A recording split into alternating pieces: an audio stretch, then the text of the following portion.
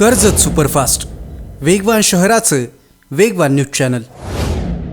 दरवर्षी आमदार महेंद्र थोरवे फाउंडेशन आणि कर्जत शहर शिवसेनेच्या माध्यमातून कर्जतमध्ये भव्य दहीहंडी सोहळ्याचं आयोजन करण्यात येतं।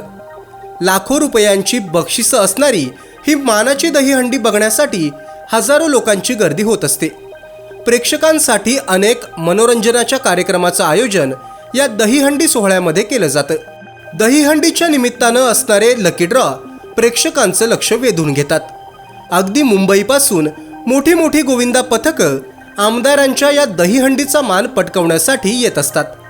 कित्येक दिवस आधीपासून या दहीहंडीचं नियोजन केलं जातं। मात्र ह्यावर्षी दहीहंडीचा सोहळा आयोजित करण्यासाठी ग्राउंडचा अडथळा असल्यानं आणि ग्राउंडमध्ये असणारे मातीचे ढिगारे आणि चिखल साफ करणं शक्य नसल्यानं काही तांत्रिक अडचणींमुळे दहीहंडी सोहळा होणार नसल्याची माहिती संकेत भासे यांनी दिली।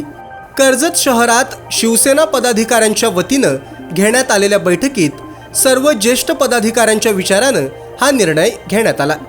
मात्र पुढच्या वर्षी ही मानाची दहीहंडी पुन्हा एकदा त्याच दिमाखात आणि भव्य सोहळ्यात साजरी करणार असल्याची भावना संकेत भासे यांनी व्यक्त केली। अनेक गोविंदा पथकं आमदार महेंद्र थोरवे फाउंडेशनच्या मानाच्या दहीहंडीत सहभागी होत असतात आणि त्यासाठी तयारी सुद्धा करत असतात। खरं तर दहीहंडी सोहळा आयोजित न करण्याचा निर्णय हा अतिशय जड अंतःकरणानं घेतलेला आहे। पण गोविंदा पथकांचा उत्साह कायम राहण्यासाठी शुभेच्छा रूपी 25,000 रुपयांचं मानधन कर्जत शहरातल्या गोविंदा पथकांना दिलं जाणार आहे, अशी प्रतिक्रिया संकेत भासे यांनी दिली। गेले अनेक वर्ष आपण दहीहंडी उत्सव आमदार महेंद्र थोरवे फाउंडेशनच्या माध्यमातून मोठ्या प्रमाणामध्ये आणि मोठ्या उत्साहामध्ये आपण कर्जत शहरामध्ये साजरा करतो। मुंबईमधील जशी दर्जेदार दहीहंडी असते अशा पद्धतीचं आयोजन या कर्जत शहरामध्ये आपण करत असतो। परंतु सध्या गेली कित्येक दिवस आमचा राकेश असेल, दिनेश, आमची सर्व टीम आम्ही कर्जत शहरामध्ये दहीहंडीच्या जागेसंदर्भामध्ये, जागा उपलब्धते संदर्भामध्ये सर्वे करतोय। परंतु आपल्या दहीहंडीला साजेशी अशी जागा आम्हाला उपलब्ध होत नाही। म्हणजे पोलीस ग्राउंडची सुद्धा पाहणी केली, तिथे सुद्धा मोठ्या प्रमाणामध्ये चिखल त्या ठिकाणी आहे। दरवर्षी ते आम्ही दहीहंडी करायचो, त्या ठिकाणी बऱ्याच प्रमाणे मातीचे ढिगारे आणि सगळ्या गोष्टी आहेत, तिथे ग्राउंड होणं पॉसिबल नाही आहे। मुंबईमध्ये आम्ही दहीहंडीच्या लोकांशी बोललो, कर्जतमधल्या आपल्या दहीहंडी जे सगळे जे सिनियर लोक आहेत त्यांच्याशी सुद्धा दादा आपण चर्चा केली, परंतु जिथे चिखल आहे त्या ठिकाणी दहीहंडी करणं पॉसिबल होत नाही।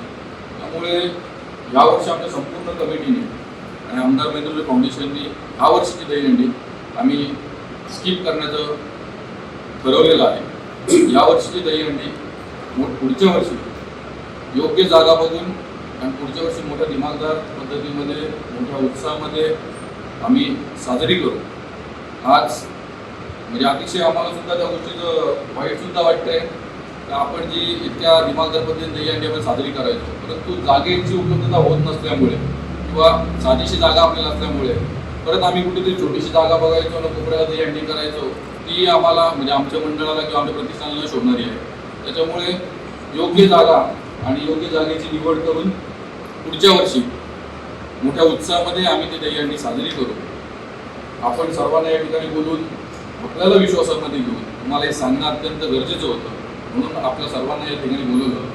देवळीतले आमचे 2 गोविंदा पथक आहेत, मुद्राचं आमचं गोविंदा पथक आहे, इसेगावचं आमचं गोविंदा पथक आहे, पाटेळीचं आमची मुलं उत्साहामध्ये साजरे गोविंदा पथक साजरे करतात। अतिशय मनाला आनंद होतो की आपण एखादा सण साजरा करत असताना आपण सर्वजण एकत्र खेळीमेळीच्या वातावरणामध्ये आपण एकत्र येतो आणि हा दहीहंडीचा सण आपण साजरा करत असतो।